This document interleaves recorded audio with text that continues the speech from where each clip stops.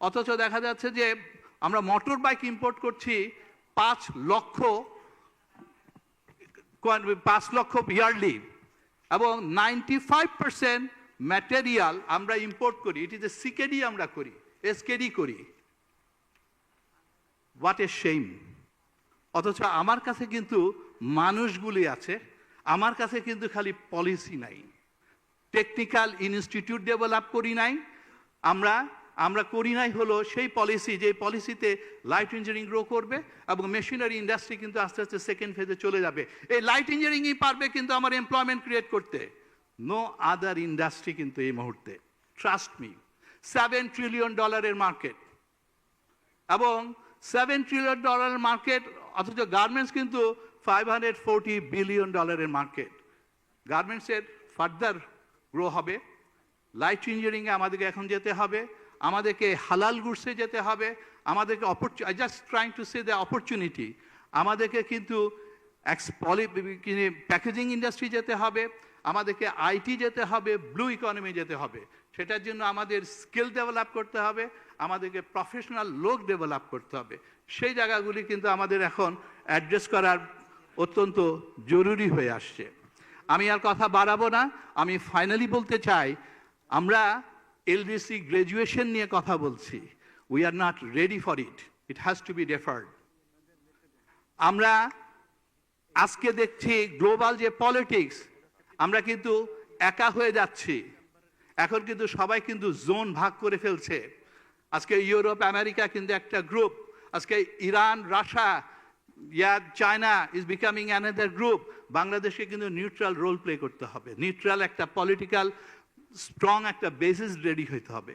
বাংলাদেশকে কিন্তু ইন্ডিয়াকেও লাগবে তার কমোডিটির জন্য, বাংলাদেশকে লাগবে চায়নাকেও কিন্তু তার ম্যানুফ্যাকচারিং, তার আইটি, এই ইন্ডাস্ট্রিগুলি কিন্তু ডেভেলপ করার জন্য।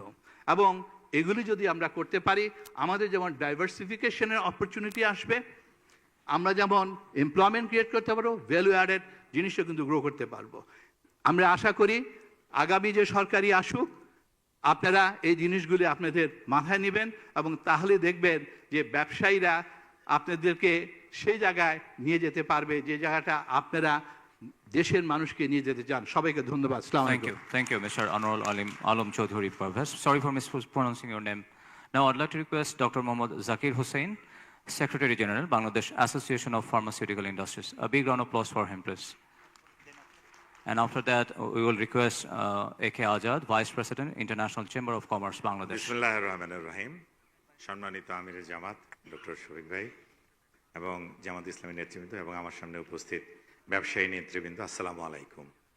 বেসিক্যালি আমি শফিক ভাই বলছি, আমি আশা করি কেউ মাইন্ড করবেন না, কারণ উনি আমার ডাক্তার বড় ভাই প্লাস আগের পরিচিত, আমরা বিভিন্নভাবে সম্পৃক্ত, এই জন্যই বলছি। সো আমাকে সংক্ষিপ্ত করতে বলা হয়েছে, আমি সংক্ষিপ্তই করব, কারণ আমাদের ব্যবসায়ী নেতৃবৃন্দ এখানে উপস্থিত আছেন। আর শফিক ভাইয়ের বক্তব্যের পরে আসলে ব্যবসা সম্বন্ধে বলাটা একটু কঠিন। আমি যে জিনিসটা লক্ষ্য করেছি সেটা হচ্ছে যে আজকে বাংলাদেশের যারা ব্যবসায়ীরা আছেন, তারা কিন্তু নিজেদের এন্টারপ্রেনারশিপ দিয়ে এই বাংলাদেশে নিজেদেরকে যেমন এস্টাবলিশ করেছেন, অ্যাট দ্য সেম টাইম কর্মসংস্থান সহ অর্থনীতির চাকাকে মুভ করেছেন। সো এই সাকসেসফুল লোকগুলো কিন্তু এখানে। কিন্তু আনোয়ার ভাই যেটা বললেন যে সম্মান, আমাদেরকে কেমন জানি একটা প্রতিপক্ষ হিসাবে দেখা হয় অনেক সময়, এবং সেটা বিশেষ করে যখন গভর্নমেন্টে যারা থাকে তারা জনগণের কথা বলে আমাদেরকে মনে করা হয় আমরা যেন জনগণের প্রতিপক্ষ, বাট আমরা প্রতিপক্ষ না। আমরা এই বাংলাদেশের সন্তান, এই বাংলাদেশে এস্টাবলিশ করেছি, এবং যা কিছু অর্থনীতি যাকে আমাদের ভুল ত্রুটি থাকতে পারে, কিন্তু অনেক ক্ষেত্রেই পলিসি ডেভেলপমেন্ট করা হচ্ছে ইদানিংকালে আমাদেরকে সম্পৃক্ত না করে। সো আমি যে জিনিসটা বলবো, আমরা সুযোগ পেয়েছি, 71-এ পেয়েছি, 90-এ পেয়েছি, এই 24-এ পেয়েছি, আমরা বারবার কিন্তু সুযোগ পাবো না। আপনারা পলিটিশিয়ান যারা আছেন, নির্বাচন হবে, আপনি সরকারে থাকেন, সংসদে থাকেন, পলিসি মেকার কিন্তু আপনারা। সো মেইন যে জিনিসটা ব্যবসায়ীরা চায়, একটি হচ্ছে সম্মানের কথা ওনারা বললেন, আর একটি হচ্ছে পলিসি সাপোর্ট। পলিসি সাপোর্ট আপনি দেবেন, আমি ফার্মাসিউটিক্যাল ইন্ডাস্ট্রির কথা বলছি, 47টা লাইসেন্স লাগে আমাদের, 1 থেকে 2 বছর পর পর রিনিউ করাতে হয়। আমরা নার্কোটিক্স সংক্রান্ত বিষয়ে বর্তমান সরকারের সাথে 5টা মিটিং করেছে আনিসুজ্জামান সাহেবের সাথে। উনি চেষ্টা করতেছেন নার্কোটিক্সের ভিজিটগুলো কমানোর জন্য। সেখানে শেষ পর্যন্ত কোনো একজন সচিব বলে ফেলেছেন কি চা খাওয়ার জন্য লাগে ভিজিটগুলো, আমরা পারছি না। 3 পৃষ্ঠার চিঠি দিয়েছেন আনিসুজ্জামান সাহেব অর্থ সংক্রান্ত বিশেষ সহকারী স্বরাষ্ট্র সচিব উপদেষ্টা মহোদয়কে। আমরা এখনো সেটাকে সিঙ্গেল উইন্ডোতে নিতে পারছি না, ডিজিটালাইজেশনের কথা যেগুলো বললেন আপনারা। সো আমরা যেটা চাই আপনাদের পলিটিশিয়ানদের কাছ থেকে, সেটা আপনি সরকারে থাকেন, সংসদে থাকেন বা পলিসি মেকিংয়ে থাকেন, আমরা চাই আপনাদের কাছ থেকে পলিসি সাপোর্ট, আমরা চাই আপনাদের কাছ থেকে দুর্নীতিমুক্ত ব্যবস্থা, এবং আরেকটি হচ্ছে আইন শৃঙ্খলা পরিস্থিতির উন্নতি, যাতে আমরা নির্বিঘ্নে আমরা ব্যবসাটা করতে পারি। এবং আমার মনে হয় যেটা আপনারা হিন্দিতে একটি সিনেমা দেখেছেন, নায়ক একদিনের জন্য উনি মুখ্যমন্ত্রী বা প্রধানমন্ত্রী একটা হয়েছিলেন, সে ধরনের কোনো স্ট্রং রোল যদি আপনারা নিতে পারেন। শফিক ভাই যেটা বললেন যে লাল ফিতা কাটবেন, ইয়েস, উনি দেখিয়েছেন কিন্তু কতগুলো স্যাম্পল। আমরা চাই এ ধরনের একজন নেতৃত্ব বাংলাদেশে আসুক, যারা এই বাংলাদেশে দুর্নীতিকে, আইন শৃঙ্খলায় যারা সমস্যা করছে তাদেরকে দূর করবেন এবং এই ব্যবসায়ীদেরকে ওপেনলি বিজনেস করার আমরা কথা দিচ্ছি। আমি যেটা বিশ্বাস করি, আমার এক বন্ধু ডাক্তার, সে বলেছিল যে দোস্ত, তোমার যদি চাহিদাটাকে একটু কন্ট্রোল করতে পারো, জীবনে সুখী হবা।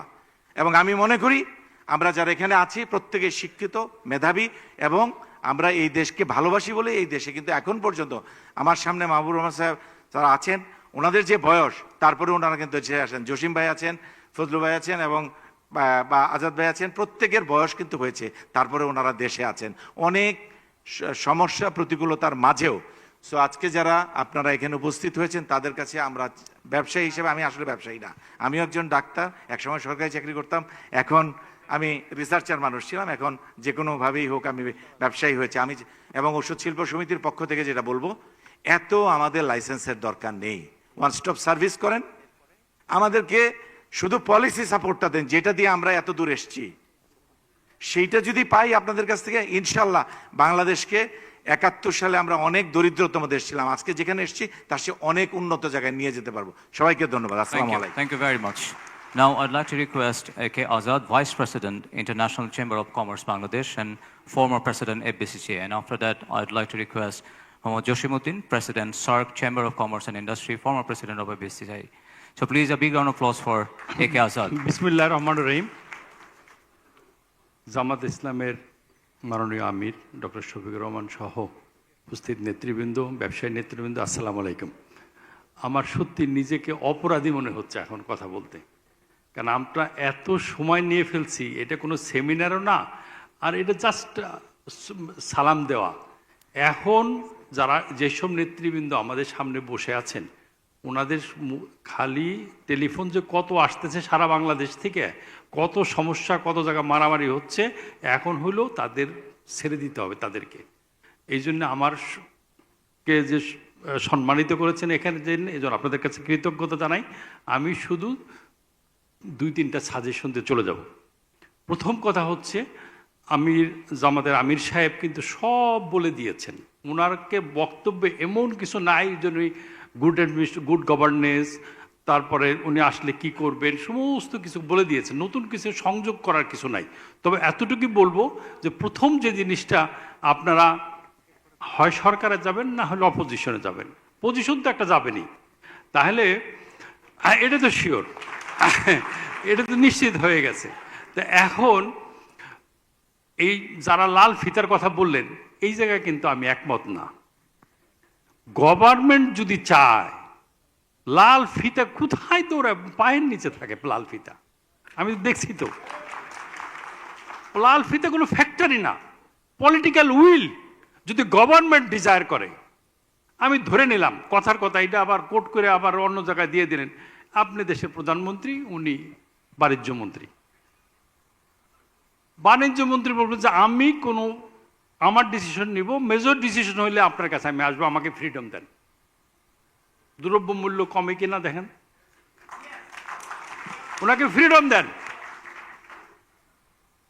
স্বরাষ্ট্রমন্ত্রী যাকে বানাবেন বলবেন যে আমি আইন যদি আইন শৃঙ্খলা রক্ষা করতে না পারি আমাকে বাদ দিয়ে দিন, কিন্তু আমাকে ফ্রিডম দেন। কাকে কোথায় পোস্টিং দিব, কাকে কোথায় কি করব, চাকরি বাদ দেবো, আমাকে ফ্রিডম দিয়ে দেন, দেখেন সে পারে কিনা। গভর্নমেন্ট উইল ফোর্স, বিকজ আপনার কাছে সরকার আছে, আপনার নিজস্ব পার্টি আছে, আপনার সংগঠন আছে, আপনি যেভাবে চাবেন হবে না মানে অবশ্যই হবে, কিন্তু সেই উইল ফোর্স আমাদের নাই। আজকে আজকে দেশের টাকা নাই কেন? আজকে দেখেন, কালকে একটা সেমিনারে মাহবুব ভাই একটা সেমিনারে আমি বলতেছিলাম, আমি প্রাইভেট সেক্টর মাত্র 6% লোন আমার জন্য আমি বরাদ্দ করতে পেরেছি, মাত্র 6। আর গভর্নমেন্ট লোন নিয়েছে ব্যাংকের থেকে 27%, কারণ সরকারি কর্মচারীদের বেতন দেওয়ার টাকা নাই, রাজস্ব নাই। জিডিপি এবছর 3.5% হবে। তাহলে আমি কর্মসংস্থান করবো কোথার থেকে? আমাকে যদি টাকা না দেন, আপনারা বলেছেন কর্মসংস্থান করবেন, কর্মসংস্থান তো আপনি করবেন না, করবেন তো আমাকে দিয়ে দেন। তা আজকে আমাকে দিয়ে কেমনে করবো? আমার ব্যাংকে টাকা নাই। তাই এর জন্য কি দায়ী কি? আমরা অবশ্যই, আমি আর সরকার মিলেই তো করছি, টাকাটা বিদেশে নিয়ে গেছি, তো সেই টাকার আনার ব্যবস্থা তো করতে হবে। সেই কমিটমেন্ট আপনাদের কাছ থেকে আমরা চাই। যারা টাকা নিয়ে গেছে বিদেশে, আমাদের সম্পদ বিদেশে পাচার করেছে, অবশ্যই তাদেরকে শাস্তির আওতায় আনতে হবে।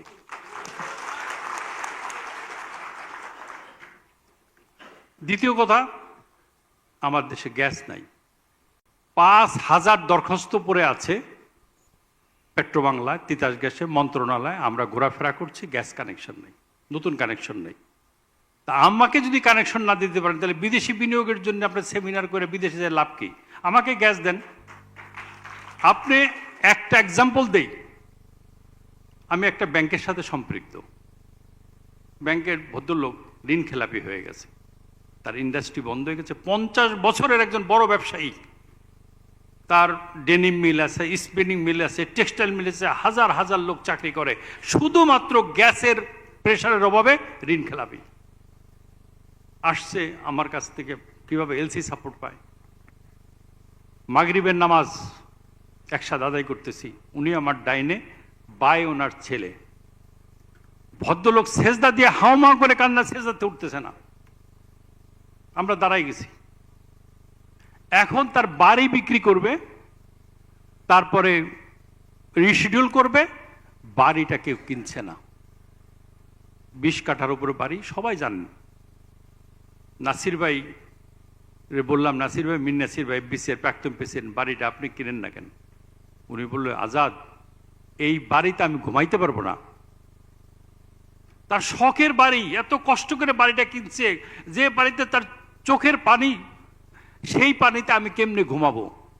এই হলো ব্যবসায়ের অবস্থা। তার জন্য উনি দায়ী, কারণ তার মেন কারণ হচ্ছে গ্যাসের প্রেশার নাই। তার ফ্যাক্টরিটা কালিয়ে করে, কারণ ওই সব জায়গায় গ্যাস নাই কেন? আজকে তার জন্য কে দায়ী? সরকার দায়ী। কারণ আপনি আমাকে গ্যাসের জন্যে জামানত নিয়েছেন, গ্যাস কানেকশন দিয়েছেন, প্রেশার দেওয়ার দায়িত্ব আপনার। তাহলে আপনার জন্য আজকে আমি খেলাপি হব কেন? আপনার জন্য আমি, আপনার দোষের জন্য, কারণ লাইন নিয়ে গেছে বাইপাস করে অন্য জায়গায় দিয়ে, অবৈধ লাইন। আজকে 10 থেকে 11% গ্যাস চুরি হয়ে যাচ্ছে, তার জন্য আজকে আমি ঋণ খেলাপি। তো এইগুলো কিন্তু গুড গভর্নেন্স আমাদের দরকার। আমি আর একটা কথা উদাহরণ দিয়ে আমি শেষ করব, সেটা হচ্ছে, দেখেন, যেটা আমার বন্ধু পারভেজ সাহেব বলেছেন, আমাদের সম্মান। আমাদেরকে সবাই মনে করে যে আমরা দেশের টাকা লুট করে বিদেশে নিচ্ছি। হ্যাঁ, একটা অংশ নিচ্ছে, কিন্তু বাকিরা, লক্ষ লক্ষ লোকের কর্মসংস্থান করেছি। আমাদেরকে ওইভাবে গ্যাস কানেকশন দিলে, ওই বিভিন্ন, যেটা মোস্তফা ভাই বলছে, অনেক কিছু বলছে, কিন্তু পাশের দেশ ভারত কি করেছে জানেন? ভারতে যদি 7টা স্টেট, সেখানে যদি কেউ বিনিয়োগ করে, উড়িষ্যা, বিহার, অন্ধ্রপ্রদেশ, এইরকম 7টা প্রদেশ আছে, ওয়েবসাইটে গেলেই পাওয়া যাবে। সেখানে বিনিয়োগ করলে 50 কোটি টাকা সরকার এমনি দিয়ে দিবে। আর 5 বছর পর্যন্ত একটা ফিমেল ওয়ার্কার যদি আমি এমপ্লয়মেন্ট করি, তাহলে 6,000 রুপি, আর যদি একটা পুরুষ এমপ্লয়মেন্ট করি, তাহলে 5,000 রুপি দিবে। 5 বছর সরকার দিয়ে যাবে। তারপর সরকার জমি, মেশিন কেনার জন্য 50 কোটি, জমি স্বল্প মূল্যে, সব কিছু রেডি। তাহলে এখানে আমি এইরকম আমার ঋণ খেলাপি হব কেন গ্যাসের অভাবে? তো সেই জায়গাগুলো আপনারা দেখবেন, আপনারা এই যে আমাদেরকে আমন্ত্রণ জানিয়েছেন, আমাদের পরামর্শ শুনেছেন, স্বল্প সময়ের মধ্যে এই পরামর্শ দেওয়া সম্ভব না। আপনারা সরকারে থাকেন, বিরোধী থাকেন, আমাদের সাথে যে সেতু বন্ধন তৈরি হলো এইটা কন্টিনিউ করবেন, এই আশা ব্যক্ত করে আপনাদের সাফল্য কামনা করে আমার বক্তব্য শেষ করছি। আল্লাহ হাফেজ। Thank you very much. Now I'd like to request Mohammad Joshimuddin, President SARC Chamber of Commerce and Industry, former President of BCCI. A big round of applause for him. And after that, we'll have a guest of honor, Mahbub Rahman, President, International Chamber of Commerce, and then special guest of honor, Dr. Syed Abdullah Muhammad Tahir, Naib Amir of Bangladesh Jamaat Islami. And after that, বিসমিল্লাহির রহমানির রহিম। thank you very much. Start, please. বিসমিল্লাহির রহমানির রহিম। আসলে আজাদ ভাইয়ের বক্তৃতার পরে আমার বক্তৃতাটা যায় না, কারণ আজাদ ভাই আমার নেতা। আমি আজাদ ভাই যখন এফবিসির প্রেসিডেন্ট ছিলেন, আমি তখন ওনার সাথে সিনিয়র ভাইস প্রেসিডেন্ট ছিলাম। তো আমি ধন্যবাদ জানাই জামাত ইসলামকে, ওনারা এত সুন্দর একটা অনুষ্ঠান আয়োজন করেছেন এবং আমাদেরকে কথা বলার সুযোগ করে দিয়েছেন। জামাতে আমিরের বক্তব্য শোনার পরে অনেক জিনিস মনে হচ্ছে আমাদের কথাই উনি বলছেন, আর অনেকেই কথা বলে গেছেন। আমাদের আসলে আজাদ ভাই যে সকল এক্সাম্পল দিয়েছেন এবং আমাদের বিসিএর প্রেসিডেন্ট আনোয়ারুল আজিম সাহেব যে সকল কথা বলেছেন, আমাদেরও একই কথা।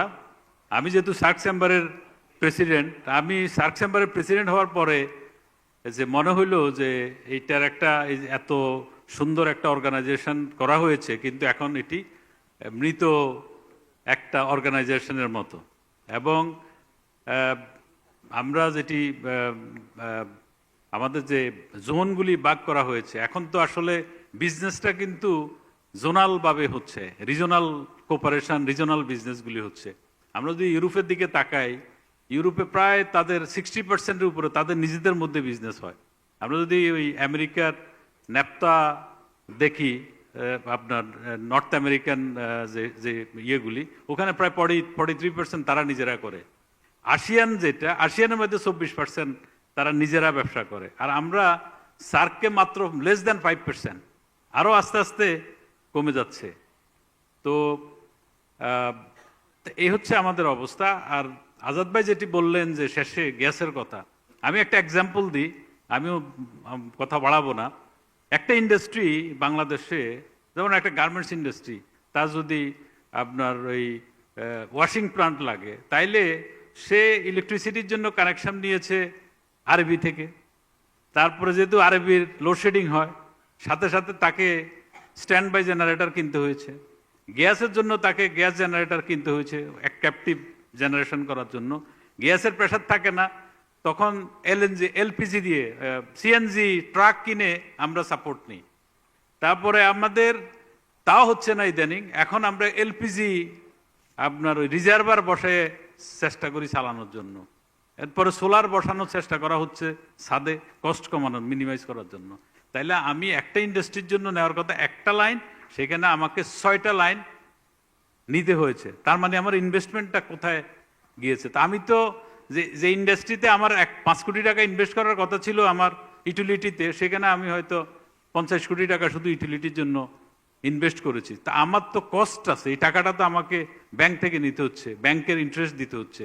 তার মানে আমি কিন্তু ফিজিবল না।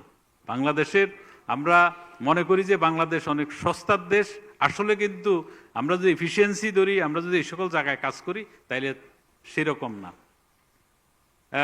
আমির মহোদয় উনি বলছিলেন যে স্কিল, যেটি মানে আমাদের হিউম্যান রিসোর্স, আসলে কিন্তু বাংলাদেশে আমরা রিসোর্সের জায়গায় আমাদের যে হিউম্যান স্কিল কিন্তু অনেক বিহাইন্ডে। আমরা এফিসিয়েন্সি যদি আমরা ক্যালকুলেশন করি চায়নার সাথে, ভিয়েতনামের সাথে এবং অন্যান্য জায়গার সাথে, তা আমরা আমাদের অনেক সেক্টর আছে, ভালো করছেন, অনেক সেক্টর আছে সরকার ওইসব সেক্টরের জন্য তারা আপনার হিউম্যান রিসোর্স ডেভেলপমেন্টের জন্য বা তাদের বিজনেস ডেভেলপমেন্টের জন্য রিসার্চ করা বা ইনস্টিটিউশনগুলি করেছেন। অনেক সেক্টর আছে উদীয়মান, যেগুলি আমাদের বাংলাদেশের নেক্সট আমাদের ইকোনমিতে কন্ট্রিবিউট করতে পারে, ওইগুলির জন্য কিছুই নাই। আমি প্লাস্টিক সেক্টরের রিপ্রেজেন্ট করছি অনেক দিন, আমি প্লাস্টিক ইন্ডাস্ট্রির প্লাস্টিকের প্রেসিডেন্ট ছিলাম, প্লাস্টিক অ্যাসোসিয়েশনের। ওখানে এত বড় সেক্টর, ওখানে কিছুই ছিল না। পরবর্তীতে আমরা নিজেরা উদ্যোগ নিয়ে একটা ইঞ্জিনিয়ারিং ইনস্টিটিউট করেছি প্লাস্টিক সেক্টরে। এরকম বহু আছে। আপনার এফবিসিসিআইতে আমি প্রেসিডেন্টের পরে আমার কাছে ফিল হয়েছে যে আমাদের যে সেক্টর তারা নিজেদের কথা নিজেরা জানে না, নিজেদের কথা নিজেরা বলতে পারে না, কারণ তার ওই সক্ষমতাই নাই, তার যে অ্যাসোসিয়েশনগুলি তার ওই সক্ষমতাই নেই তাকে ডেভেলপ করা, তাকে ক্যাপাসিটি বিল্ড করা, তার থেকে যে তার যে প্রবলেমটা কি এগুলিকে এনে যে গভর্নমেন্টের কাছে যে একটা পলিসি সাপোর্ট নেওয়া, এই জায়গায় আমাদের অনেক দুর্বলতা আছে। তো সুতরাং আমি মনে করি এই সকল জায়গায় যদি আমরা কাজ করি এবং আমাদের যে পটেনশিয়ালিটিটা আছে, যে গত পরশুদিন মনে হয় ইন্ডিয়ায় আপনার সাইন করেছেন, এফটিএ করেছেন আপনার ইউরোপিয়ান ইউনিয়নের সাথে, এটা কিন্তু আমাদের জন্য একটা threat. But as well as আমরা যদি আজাদ ভাই শেষে যে কথাগুলি বলছি এই সকল জায়গায় যদি আমরা কাজ করতে পারি আমাদের কিন্তু অপরচুনিটি অবশ্যই আছে। আমাদের যে 18 কোটি লোকের যে মার্কেট বাংলাদেশের, যে তারা কিন্তু কনজিউমার, যে কোনো প্রোডাক্ট করলে কিন্তু বাংলাদেশে চলে। অনেকেই বলে যে আমি এক্সপোর্টটা এখন বিদেশে কেন করব, আমি যে গার্মেন্টসটা জার্মানিতে এক্সপোর্ট করি $5 এফওবি সেল করে তারা, বাংলাদেশে কিন্তু 1000 টাকার নিচে আপনি একটা প্যান্ট সিলাইতে পারবেন না। তো তার মানেটা কি, local market is a more profitable, কারণ আমাদের কনজিউমার আছে। এই যে ব্যালেন্সিংটা করা, পলিসি দিয়ে আমাদেরকে সাহায্য করা, আমাদের ইউটিলিটি সার্ভিস ঠিক করা, আমাদের আপনি দেখেন কালকে আমরা একটা মানে সেমিনার ছিল একটা ইয়ের উপরে, যে আমরা আমাদের ওয়েস্টেজগুলিতে আমরা রিসাইকেল করি, আমরা সার্কুলার ইকোনমিতে নিয়ে আসি। কিছু কিছু ওয়েস্টেজ আছে যেটা আপনি তৈরি করেন, যেমন আপনি একটা বয়লার, আপনি একটা কি বলে জেনারেটর আছে, আপনি জেনারেটর থেকে হিট জেনারেট হয়, ওইটাতে কিন্তু জেনারেটর থেকে আপনি হিটটা কিন্তু রিকভার করতে পারেন, করে কিন্তু আপনি ফ্রিলি আপনি আপনার ওখান থেকে আপনি ওই কি বলে স্টিম জেনারেট করতে পারেন। এখন আপনার যদি নিজের স্টিম লাগে তাহলে খুব ভালো, আপনি পেলেন, কিন্তু আপনার স্টিমটা কিন্তু আপনি সেল করতে পারেন ইচ্ছা করলে। কিন্তু আমাদের ইন্ডাস্ট্রিগুলি এত মানে অশৃঙ্খলতা, আমরা কোনো ইন্ডাস্ট্রিয়াল জোনটা কিন্তু আমরা করতে পারি নাই। স্বাধীনতার পর থেকে ইদানিং আমাদের অনেকগুলি স্পেশাল ইকোনমিক জোন হয়েছে, বাট লাইফ কিন্তু খুব বেশি আসে নাই। তো এই যে জায়গাগুলি, এসব জায়গায় আমাদেরকে কাজ করতে হবে যদি বাংলাদেশের ইন্ডাস্ট্রিয়াল ডেভেলপমেন্ট করতে হয়, বাংলাদেশের পলিসি লেভেলে কাজ করতে হয়। তো আমার মনে হয় ডাক পড়েছেন শেষ করার জন্য, আমি আর আমার বক্তব্য দীর্ঘায়িত করব না। আমি সবাইকে ধন্যবাদ জানাই, বিশেষ করে আমাদের জামাত ইসলামকে ধন্যবাদ জানাই, তারা যে আমাদের এই যে কথাগুলি শোনার জন্য যে আপনারা এই আয়োজনটা করেছেন, এই জন্য ধন্যবাদ সবাইকে। Thank you very much. Now, guest of honor, I'd like to request Mr. Mahbubur Rahman, President, International Chamber of Commerce. A big round of applause for him.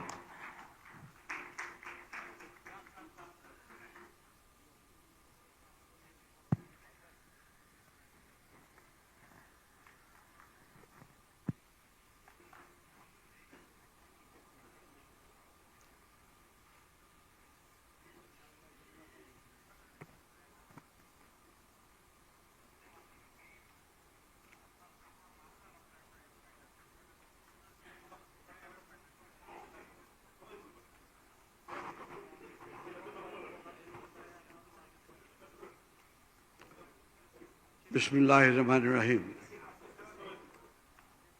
Fazlu,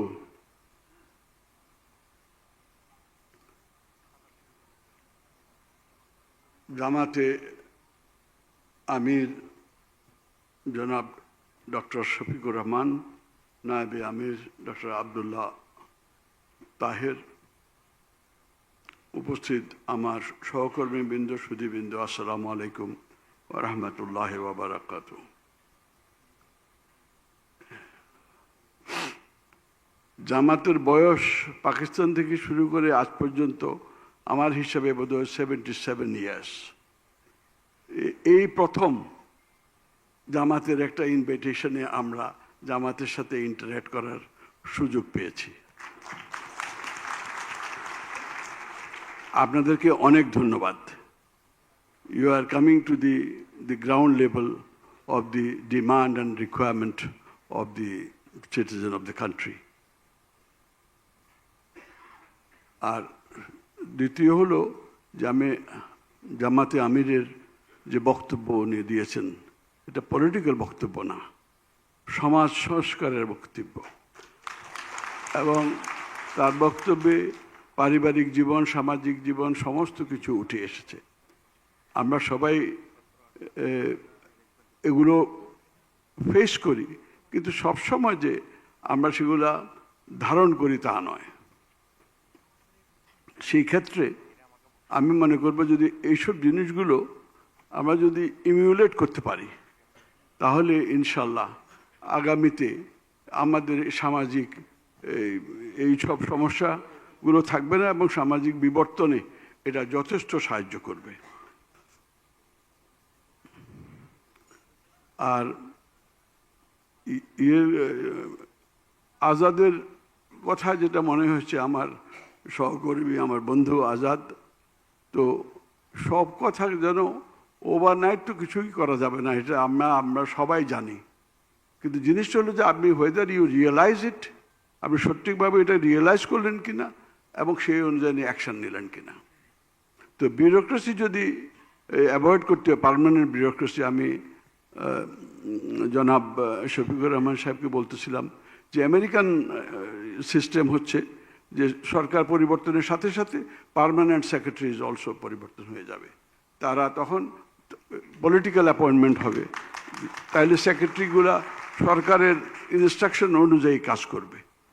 তো তখন সে ইন্ডিপেন্ডেন্ট, তার কোনো ইয়ে নেই, সেই যখনই সে কাজ করতে পারবে না তাকে বিদায় করে দেবে, নতুন করে সরকার নিয়ে নেবে। কিন্তু সেই সিস্টেম আমাদের দেশে, মানে অ্যাটলিস্ট এশিয়াতে তো আমাদের বোধহয় সেটার প্র্যাকটিস নাই। বাট এই ধরনের যদি আপনি বিউরোক্রেসি অ্যাভয়েড করতে চান তাহলে এই ধরনের একটা প্র্যাকটিস হয়তো করা যাবে। তো আজকের সভায় আসলে আমি মনে করেছি যে মোটামুটিভাবে পলিসিগত দিক থেকে, কারণ এখন সামনে ইলেকশন এবং সরকার যখন সরকার গঠন করবে তখন সরকারের সাথে আমরা অ্যাক্রস দি টেবল আমরা কাজ করব। আনফর্চুনেটলি গত 1.5 বছরে বা ওই 17 বছর বা 15 বছর যাই বলেন, তখন যত কিছুই হোক না কেন সরকারের সাথে আমাদের একটা ইন্টারাকশন ছিল, মানে কিছু ভুল ছিল, ভ্রান্তি ছিল, ছিল, ঠিক ছিল। কিন্তু গত 1.5 বছরে সরকার মনে হয় যেন প্রাইভেট সেক্টর থেকে অনেক দূরে সরিয়ে গেছেন। তো এইটা হলে তাহলে আমরা তো কোনো কাজ করতে পারবো না। তো আজাদের কথা প্রেক্ষিতে আমাদের বলা যায় যে আমরা সরকারের থেকে সেই ধরনের সহায়তা যদি না থাকে তাহলে ইনভেস্টমেন্ট, আপনি দেশি বলেন বিদেশি বলেন, কোনো ইনভেস্টমেন্টে দেশে আসার সুযোগ কম। তো আমরা এটুকু বলে আমি গতকালকে একটা হালকা একটা কথা বলি। গতকালকে আমি একটা ছোট্ট সামাজিক অনুষ্ঠানে গিয়েছিলাম।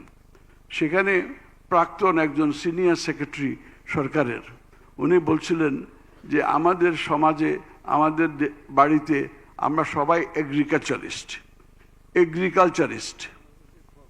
তো আমি বললাম সবাই কেমন এগ্রিকালচারিস্ট হবে, কিভাবে? বললেন স্পেলিংটা একটু আছে, সেটা হলো AGREE, এগ্রি কালচার। তো ওটা হলো যে আমরা বাড়িতে শান্তি বজায় রাখার জন্য আমরা সবাই এগ্রিকালচার ব্যবহার করি, না হলে শান্তির সমস্যা হতে পারে। তো সেইভাবে আমরা মানে ইয়ে করতে, অতএব আমাদের দেশের অর্থনৈতিক উন্নয়নের, বিবর্তনের সমস্ত কিছুতে আমরা নিজেরা যদি পারস্পরিকভাবে আলোচনার মাধ্যমে এগ্রি করি, অ্যান্ড এগ্রি টু ডিসএগ্রি, সেটা হতে পারে, সেই ধরনের অবস্থাও আমরা করতে পারি। কিন্তু আপনি আমাকে শুনবেন না, তারপরে you will impose something and ask me to go for the development of the country, সেটা হবে না। তো immediately after independence of the country we have followed a kind of a what is called social system. 25 লক্ষ টাকার উপরে কোনো investment বেসরকারি খাত থেকে হতে পারবে না। 25 লক্ষ টাকার উপরে হলেই এইটা হবে সরকারি।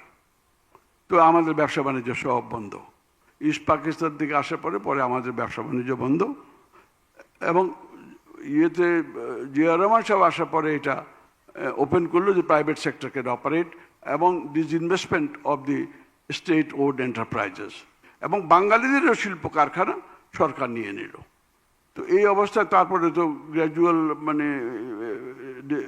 কি বলে ডাইভেস্টমেন্ট সম্বন্ধে আপনাদের সবারই জানা আছে, I would not like to take your time. তো সেই অবস্থায় আমাদেরকে প্রথম দেখতে হবে যে কোনো দেশে বিদেশি ইনভেস্টমেন্ট আসবে যদি দেশের লোকেরা ভালো ব্যবসা করে, সেখানে উন্নতি করে, তখন তারা দেখবে যে আরে this is a place where we should go and invest. তো এইসব জিনিসগুলো আমাদের দেখা একান্ত প্রয়োজন। তো আমার শুধু পলিসিগত একটা কিছু আমি নিয়ে এসেছিলাম, তো সেখানে যদি আপনারা একটু অ্যাটেনশন দেন তাহলে বোধহয় অনেকগুলো উপকার হবে আমাদের। বাংলাদেশ আজ এক গুরুত্বপূর্ণ সন্ধিক্ষণে দাঁড়িয়ে আছে। চারদিকে উচ্চ প্রত্যাশা, আশার আলো। গত 55 বছরে আমরা অনেক দূর এগিয়েছি। রাজনৈতিক মতপার্থক্য থাকা সত্ত্বেও উত্থান পতন থাকবেই।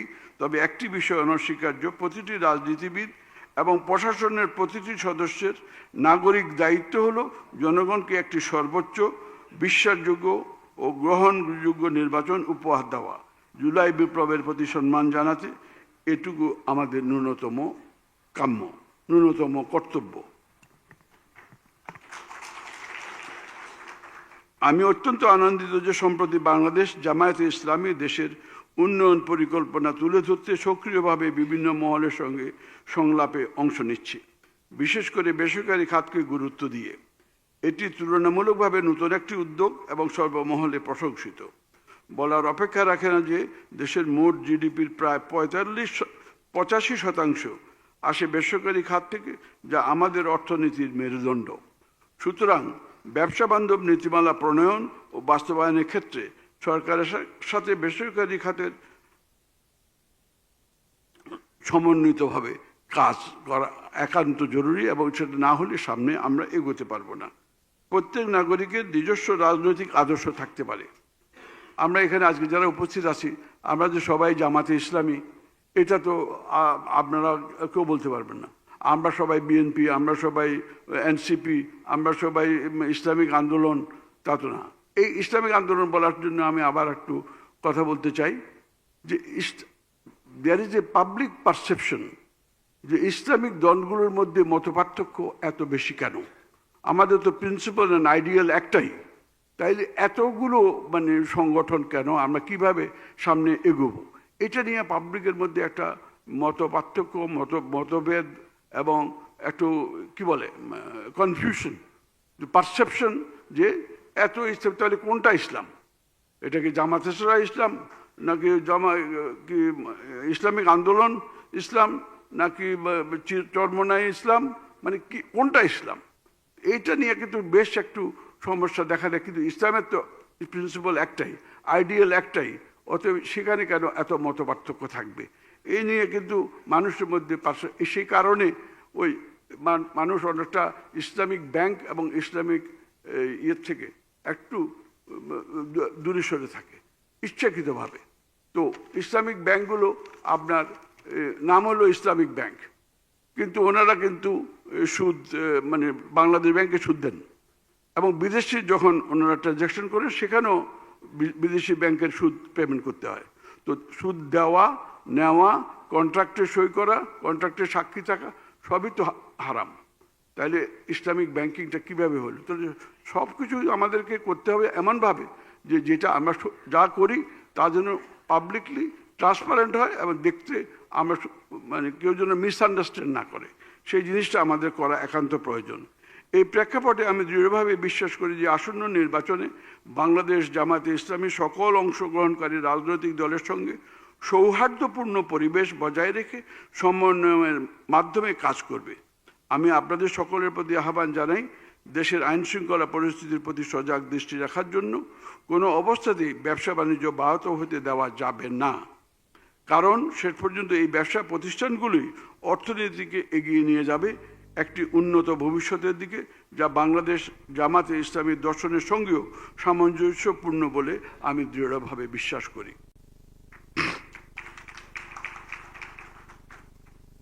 শিল্পমন্ত্রী হিসেবে দায়িত্ব পালনকালে প্রয়াত মাওলানা মতিউর রহমান নিজামীর সঙ্গে বিভিন্ন পর্যায়ে কাজ করার সৌভাগ্য আমার হয়েছিল।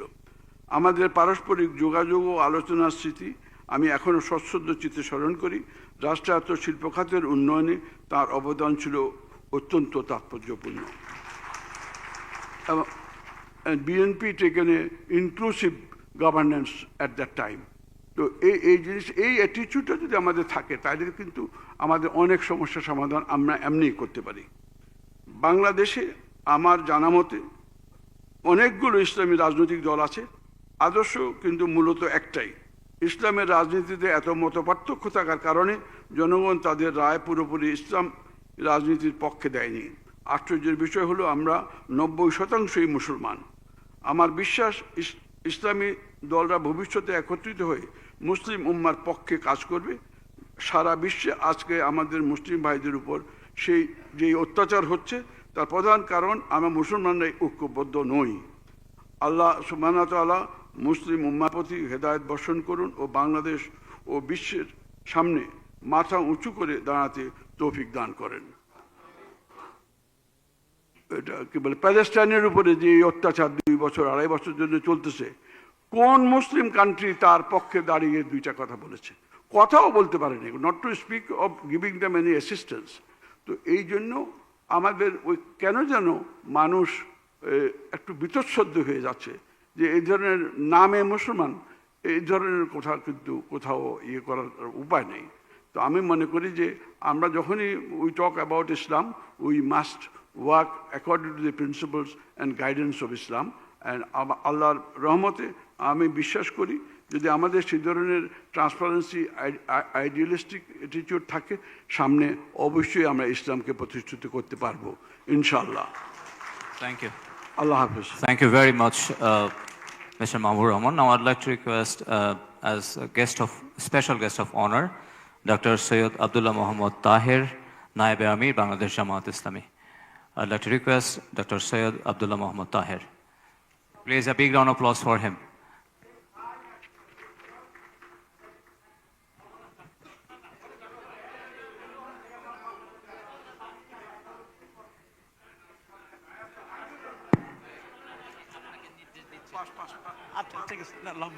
জি, আসসালামু আলাইকুম ওয়া রাহমাতুল্লাহ। আমি বাংলাদেশ জামাত ইসলামীর পক্ষ থেকে আজকে উপস্থিত ডিস্টিংগুইশড অগাস্ট গেস্ট যারা আসছেন সবাইকে আন্তরিক ধন্যবাদ এবং কৃতজ্ঞতা জানাচ্ছি। আমাদের এখানে অনেক শর্টকামিং ছিল, সেগুলোর জন্য ক্ষমা সুন্দর দৃষ্টি কামনা করছি। আল্লাহ আমাদের সবাইকে দুনিয়া এবং আখিরাতের সফলতা দান করুক। এই বাংলাদেশকে 18 কোটি মানুষের উপযোগী একটি সুন্দর প্রসপেক্টাস, এ নিউ বাংলাদেশ হিসেবে গড়ে উঠুক, সেই মোনাজাত করছি। সবাইকে ধন্যবাদ।